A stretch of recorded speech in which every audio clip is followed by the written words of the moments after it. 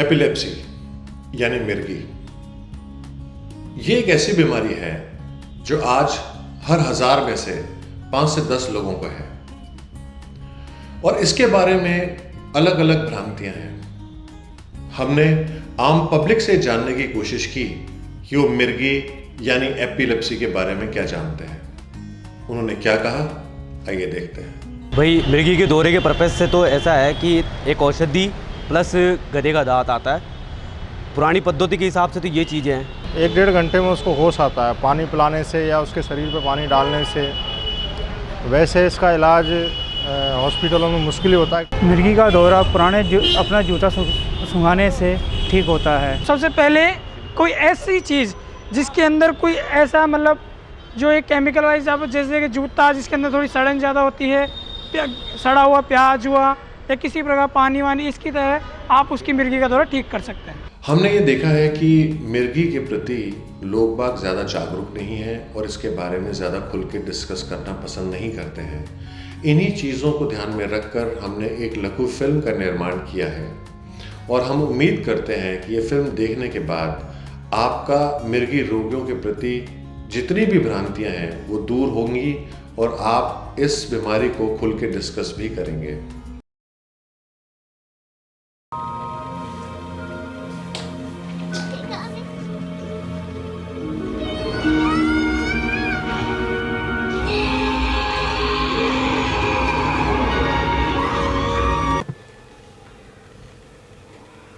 सोनू बेटा, अब बहुत हो गया टीवी देखना, चलो पढ़ाई करो। मम्मा मुझे नींद आ रही है। अच्छा, टीवी देख रही थी तब कुछ नहीं, अब तुझे पढ़ने के लिए कह रही हूँ तो नींद आ रही है। चलो ठीक है, फिर सोनू वाला गेम मैं अकेले ही खेल लेती हूँ। अकेले क्यों, मैं हूँ ना। आपको तो नींद आ रही है ना? पहले आ रही थी, अब नहीं। प्लीज मम्मा। नहीं नहीं, तुम सो लो। मुझे सोना नहीं, मुझे खेलना है, प्लीज मम्मा। अच्छा, एक शर्त पे, खेलने के बाद पढ़ाई करोगी? पक्का, प्रॉमिस। तो शुरू करें? मम्मा रिकॉर्ड भी करो ना, पापा को भी भेजेंगे। ठीक है, ओके, रेडी? हाँ। सोनू मम्मी पापा को प्यार करती, मम्मी पापा की प्यारी बेटी। सोनू के पापा लगाए चश्मा, चश्मे का आकार गोल गोल। तुम्हारे से मीठी बोल।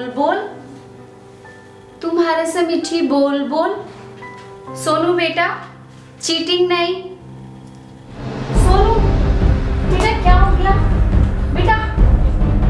कहीं मिर्गी तो नहीं है?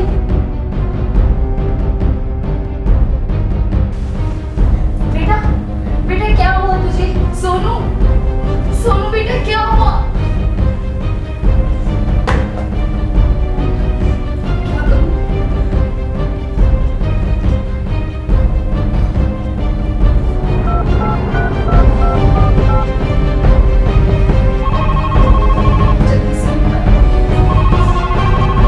सोनू के पापा, पता नहीं सोनू को क्या हो गया, आप जल्दी से घर आ जाइए। हमारी बेटी को कुछ भी नहीं होगा सोनू की मम्मी। मेरे ऑफिस में काम करता है रमेश, उसकी बच्ची को भी ऐसा ही हो गया था। वो उनके जानकार हैं एक तांत्रिक बाबा, उन्होंने झाड़ फूंक की और वो बिल्कुल ठीक है। अरे वाह, अच्छी बात है ये तो। फिर अपनी सोनू को भी वहीं ले चले। नहीं, उसकी जरूरत नहीं है। उसने कहा कि कल वो बाबा हमारे घर ही आ जाएंगे। मैं अपनी बच्ची को कुछ भी नहीं होने दूंगा मेरी बच्ची।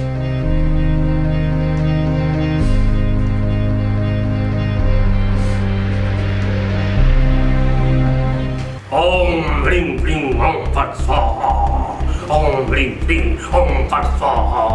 अंगमास पत्र पतास, अगर पतास करे तो काली गल कर दिवाली, तो अपना करियो निकलना के मेरा।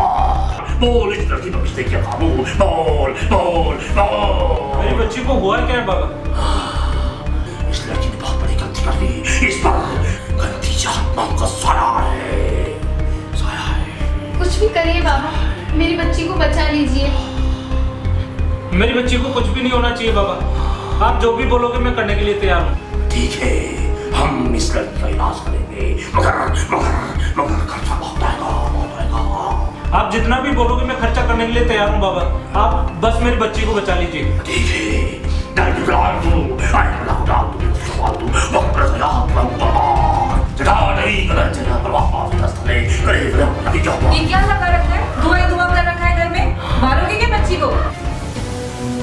तुम्हें कुछ नहीं पता नहीं, तुम छोड़ो सोनू को। इसकी तबीयत खराब है, उसी का ही इलाज करने के लिए तांत्रिक बाबा इसे झाड़ा लगा रहे हैं। हुआ क्या है सोनू को? इस पर गंदी आत्मा का साया है।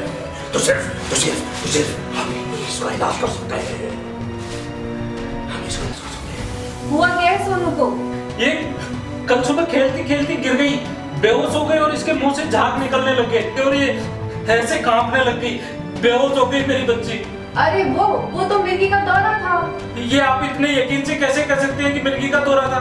वो इसलिए भाई साहब क्योंकि मैं भी मिर्गी की पेशेंट रही हूँ। इसका इलाज ऐसे ढोंगी बाबाओं के पास नहीं बल्कि डॉक्टर के पास है। माता नोरा, तुम क्या बकवास कर रही हो? अगर बंगाली बाबा को गुस्सा आ गया, क्यों ना गया तो अपनी यही भस्म कर देंगे। कर दो भस्म, रोका किसने है? बहुत देखे तुम्हारे जैसे बाबा। तुम ऐसे नहीं मानोगे, मैं अभी पुलिस को बुलाती हूँ। पुलिस का क्या तुमने हमारी बेइज्जती करने का काम करा है? बाबा रुकिए बाबा, मेरी बच्ची का इलाज बाबा। अब सिर्फ तुम्हारा इलाज अभी डॉक्टर करेगी। और हम इसको देख लेंगे। बाबा अरे आपने ये क्या किया? क्या कर दिया नरली तुमने? अब मेरी बच्ची का क्या होगा? सोनू का इलाज होगा भाभी, और क्या। भाभी आपको पता है मैं भी इस बीमारी से पीड़ित रही हूँ। मेरा भी इलाज चला है, पर प्रॉपर ट्रीटमेंट से ये बीमारी दूर हो जाती है। आपको मैं अपनी कहानी बताती हूँ। ये बात उन दिनों की है जब लड़के वाले मुझे देखने आए थे। बहुत खूब। शिवराज जी, गुजर जी ने हमको जैसे ही बच्ची की फोटो दी, हमें बच्ची पसंद आ गई। और बाकी तो ये सब फॉर्मेलिटी है। रही बात आपसे मिलने की, तो ये तो एक बहाना है। श्यामलाल जी, ये तो आपका बड़ापन है और हमारी खुशनसीबी है कि आपको हमारी बच्ची पसंद आ गई। देखिए, बच्ची तो पसंद आ गई, ठीक है, लेकिन हम ये भी तो मालूम करें कि बच्ची को हमारा लड़का पसंद है कि नहीं है, हैं? बोलो बेटा। श्यामलाल जी, बच्ची क्या बोलेगी? जहाँ हम कहेंगे बच्ची वही शादी करेगी। बहुत अच्छे संस्कार है शिवराज जी, बहुत अच्छे। देखो बेटा, इस रोहित को हमने आप जैसे संस्कार दिए। इसने एमबीबीएस किया है और अभी प्रैक्टिस भी कर रहा है, और आने वाले थोड़े टाइम में मैं इसको खुद का अपना क्लिनिक खुलवा के दूंगा। शिवराज जी, हमको तो ये रिश्ता मंजूर है। हम आभारी हैं साहब। अरे बेटी मुंह क्या देख रही हो? अरे आप समझी जी बन गए थे, कुबरा साहब है। जाओ लड्डू लाओ, मीठा कराओ। हाँ अभी लाती हूँ। वो क्या है श्यामलाल जी कि बस सुनो अंकल जी उठिए, आप हटिए, हवा लीजिए। ये तो मिर्गी का दौरा है। आंटी जी, ये दुपट्टा हटवाने में मेरी मदद कीजिए।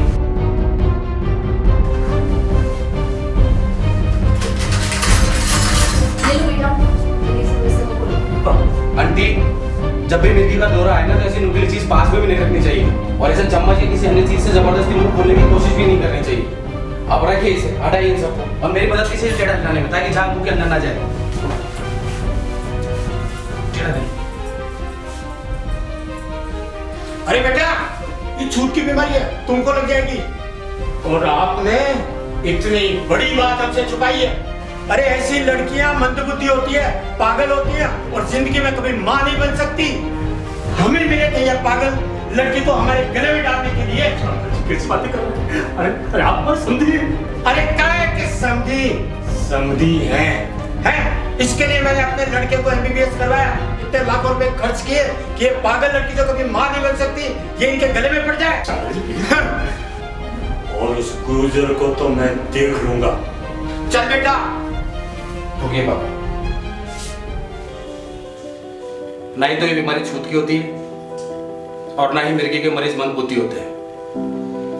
और रही बात पागलपन और मां ना बनने की, तो एक डॉक्टर होने के नाते मैं दावे के साथ कह सकता हूं कि ये सब झूठ है। अगर मिर्गी के मरीज का सही तरीके से इलाज किया जाए तो ये बीमारी ठीक हो जाती है। और वैसे भी पापा, हम लोग 21वीं सदी में जी रहे हैं, इंटरनेट का यूज कर रहे हैं, और आज के जमाने में भी आप इसी दकियानुसी और अंधविश्वास वाली बातें करते हैं। एक बात सुन लीजिए पापा, मुझे लड़की पसंद है और मैं इसे शादी करूंगा। क्या?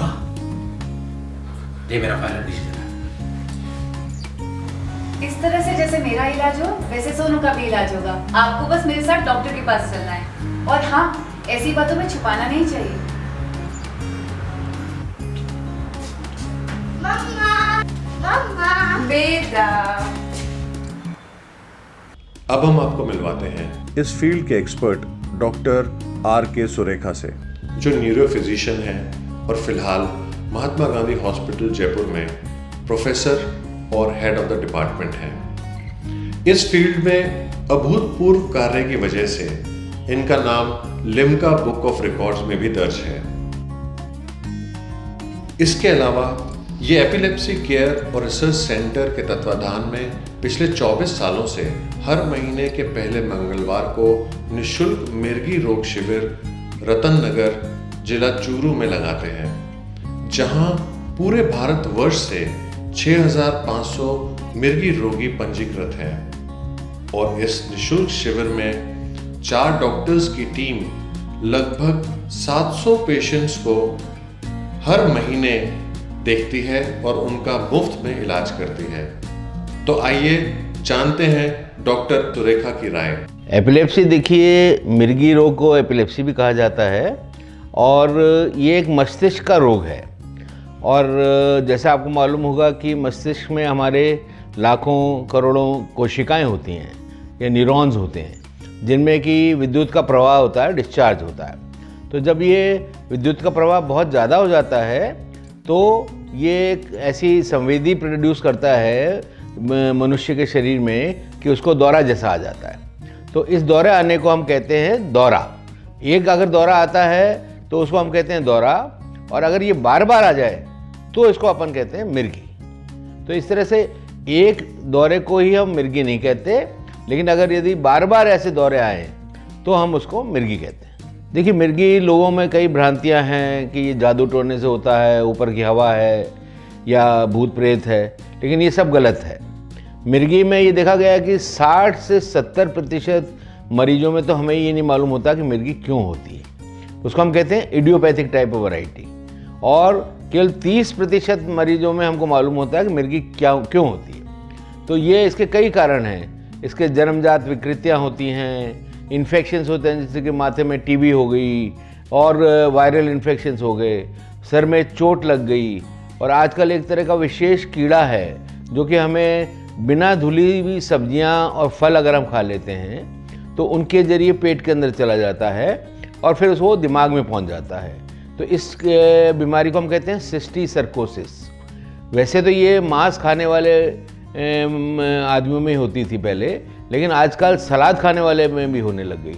तो इसका प्रतिशत काफ़ी बढ़ा है इन दिनों, क्योंकि गंदे नाले में सब्जियां उगाई जाती हैं और उन्हीं को हम बिना धुली भी खा लेते हैं। और भी कई कारण होते हैं इसमें, जैसे कि शुगर कम हो जाना, दवाइयों का सेवन, मदिरा का सेवन, नशे की दवाइयों का सेवन, तो ये आदि भी ये कारण काफ़ी है।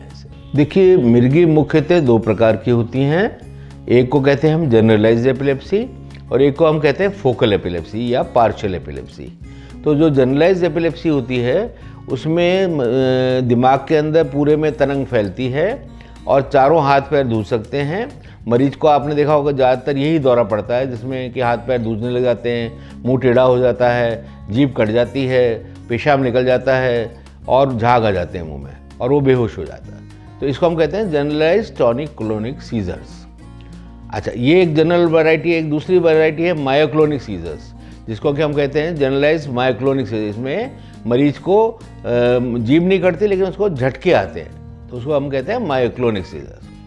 अब दूसरी वैरायटी जो देखने को मिलती है उसको हम कहते हैं पार्शियल सीजर्स या फोकल सीजर्स। तो वो 2 तरह के होते हैं। सिंपल पार्शियल सीजर्स, जिसमें कि एक हाथ या एक पैर या मुंह का एक हिस्सा हिलने लग जाता है लेकिन मरीज को बेहोशी नहीं आती, तो उसको हम कहते हैं सिंपल पार्शियल सीजर्स। और दूसरा वैरायटी है कॉम्प्लेक्स पार्शियल सीजर, जिसमें कि मरीज को बेहोशी आ जाती है, उसका एक हिस्सा हाथ हिलता है, पैर हिलता है, या मुंह में से आवाज़ें निकलने लग जाती है, या वह हाथ के अपने कोट के बटन और अनबटन करने लग जाता है। तो इस तरह की वैरायटी या आवाज़ें बहुत तेज़ तेज़ करने लग जाता है, तो इस वैरायटी को हम कहते हैं कॉम्प्लेक्स पार्शियल सीजर्स। अब आपको मैं कुछ और वैरायटी बताऊं जो कि कम देखने को मिलती है, जिसका कमी कई एरियाज़ में देखने को ज़्यादा मिलती हैं। जैसे साउथ में हम देखते हैं, उसको हम कहते हैं हॉट वाटर एपिलेप्सी या बेदिंग एपिलेप्सी। तो कई लोग नहाने जाते हैं और अगर गर्म पानी सर के ऊपर डाल लेते हैं तो उनको दौरा आ जाता है, कई बार ठंडे पानी से भी आ जाता है। तो इस तरह की एपिलेप्सी को हम कहते हैं बेदिंग एपिलेप्सी। तो अगर किसी देखें तो इसका इलाज संभव है। इसी तरीके से एक एपिलेप्सी होती है जिसको हम कहते हैं रीडिंग एपिलेप्सी। तो रीडिंग एपिलेप्सी में क्या होता है कि मरीज जैसे ही कोई किताब पढ़ता है, कई लोगों को अखबार पढ़ने से आ जाता है, कई लोगों को अपने कोर्स की किताब पढ़ने से आ जाता है, जरूरी नहीं सर किताबों से पढ़ने से आए। तो इस तरह की भी एपिलेप्सी देखी गई है जिसको कि हम कहते हैं रीडिंग एपिलेप्सी। इसका भी इलाज पूरी तरह से संभव है, इलाज लेना चाहिए और इससे घबराने की दरकार नहीं है। एक और वैरायटी मैं आपको बताता हूँ जिसको हम कहते हैं ईटिंग एपिलेप्सी। तो इसमें मरीज कई बार खाना खाता है, खाना खाते खाते उसको दौरा आ जाता है, उसके मुंह से लार गिरने लग जाती है और वो एकटक देखने लग जाता है। तो इस तरह की एपिलेप्सी को कहते हैं हम ईटिंग एपिलेप्सी। तो ये कई तरह की एपिलेप्सियाँ हैं जो हमको देखने को मिलती हैं। देखिए, ये मिर्गी रोग का इलाज हम ये कहते हैं कि अगर मरीज नियमित रूप से दवाई ले डॉक्टर के कहे अनुसार, तो 60 से 70% रोगियों में इसका पूर्ण इलाज संभव है। जो मन में धारणा है लोगों के कि ये इलाज नहीं हो सकता है, लेकिन ये गलत है धारणा। हमने देखा है कि 60 से 70% रोगियों की अगर नियमित रूप से दवाई ले और डॉक्टर के चिकित्सक के कहे अनुसार वो चलता है, तो उसके दौरे पूर्ण रूप से कंट्रोल भी हो जाते हैं और दवाई भी बंद हो सकती है। ये देखा गया है कि कुछ 30% लोगों में, कुछ के इसमें से भी करीब 10 से 15% रोगों के दौरे काफ़ी कम हो जाते हैं। वो पूरी तरह से बंद नहीं होते, लेकिन काफ़ी कम हो जाते हैं।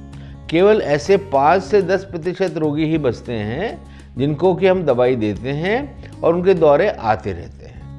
तो इस तरीके से दवाई, मिर्गी की रोगी घबराएं नहीं, उनका पूरे रूप से इलाज संभव है। ये लाइलाज बीमारी नहीं है और अगर उसको जो ज़रूरत है वो है योग्य चिकित्सक पकड़ने की और साथ में नियमित रूप से दवाई लेने की। जिन 10 से 5% रोगियों के दौरे हम दवाइयों से कंट्रोल नहीं कर पाते, तो ऐसे मरीजों के लिए आजकल शल्य चिकित्सा भी अवेलेबल है और शल्य चिकित्सा की वजह से उन 10 से 15% रोगियों को भी हम फ़ायदा दे सकते हैं।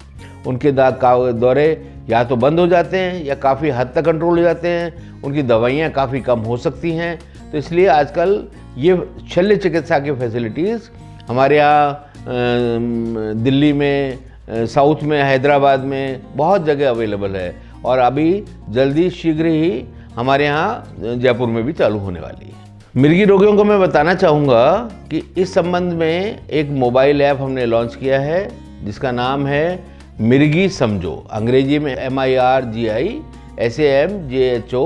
टाइप करें और इसको गूगल के प्ले स्टोर से डाउनलोड हम निःशुल्क कर सकते हैं।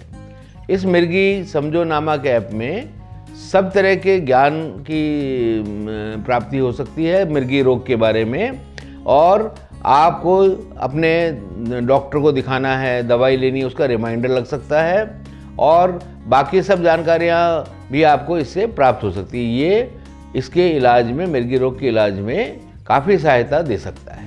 तो मैं आपसे अनुरोध करूँगा कि इस मिर्गी समझो नाम के ऐप को आप निःशुल्क डाउनलोड करें।